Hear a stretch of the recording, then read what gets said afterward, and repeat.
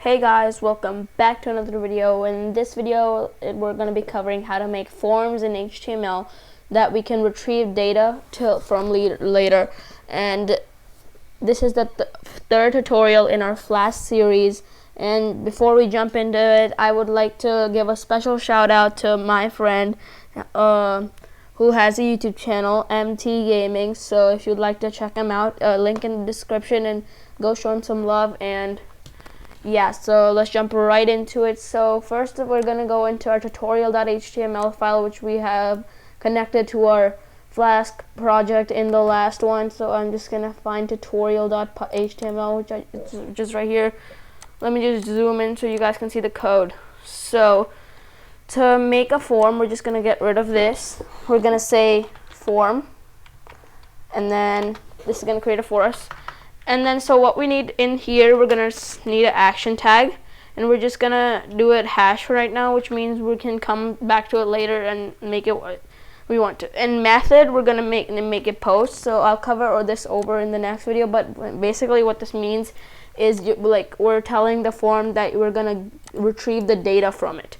So for our purposes, we just need an input tag, and then we can just, in this input, we can just say name equals, we can just call this user name, and then we can say type equal to text. So we just need that. And then also what we need is another input tag, and I don't think we need this. This might be an input tag, but I think we have to submit, and I think that's a submit tag. So let me just make sure right here. So if I just go into my finalized project that we're gonna be making for this video, so yeah, it's a button tag. So let me just copy this from this is the final project we're gonna be making in the video. I'll cover over that in my later tutorial series. And so I accidentally didn't paste that in. So what we need, erase this, we need a button, and then in this button we're just gonna say submit,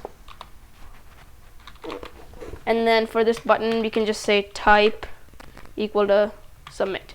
So that's all we need. So let's go check out the form in our Flask tutorial.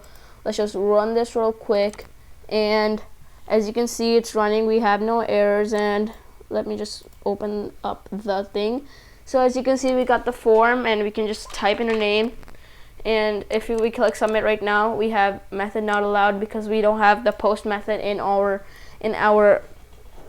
Python file. So we will be covering over that later. So that was it for this video. Thank you for tuning in, and don't forget to subscribe so we can beat the YouTube algorithm together. And peace.